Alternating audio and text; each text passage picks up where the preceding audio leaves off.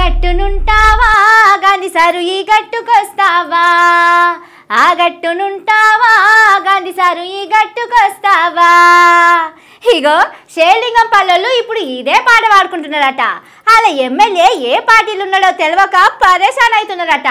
మంచికో తీరు మాట్లాడుతుండే వరకు ఏం చేయాలో తెలుసలేదట సార్కు. పాపం అటు ఇటు తిప్పల పడితే ఎడారిలో నీళ్ళన్న దొరుకుతాయి కావచ్చు గాని షేర్లింగంపల్లి ఎమ్మెల్యే అరికపూడి గాంధీ ఏ పార్టీలు ఉన్నాడు అనేది మాత్రం తెలుస్తలేదు. పోండ్రి, ఆయన కారు పార్టీలోనే ఉన్నాడని ముఖ్యమంత్రి రేవంత్ సారు, మంత్రి కోమటిరెడ్డి సారు చెప్తున్నారు. షేయి పార్టీలందరూ అదే మాట అంటున్నారు. కానీ కొన్ని దినాల కిందనే ఆయనకు రేవంత్ సారు 3 రంగుల కండువా కప్పిండు.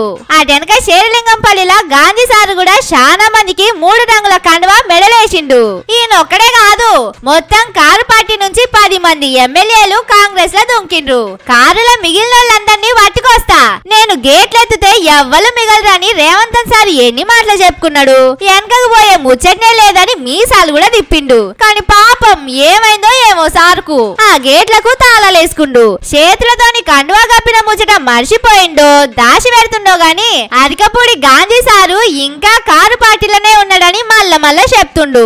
అలా మనుషులతోటి చెప్పిస్తుండు. సమాజ్ గాని ముచ్చటేందంటే అలా కారును ఖాళీ చేస్తామని రేవంత్ సారు గల్లా ఎగిరేసుకొని చెప్పిండ్రు. కానీ ఇలా ముచ్చట చెప్పుకోవడానికి సిగ్గుపడుతున్నారు. మాకు తెలియదంటే మాకు తెలియదని అందరూ తప్పించుకుంటున్నారు. అటు కాంగ్రెస్ వాళ్ళు దులిపేసుకుంటున్నారు. కారు పార్టీల కాడికి పోవటానికి మోకం లేకపాయే. ఇంకో గమ్మతేందంటే గుమ్మడికాయల దొంగ అంటే భుజాలు తలుముకున్నట్టే చేసిండు సారు.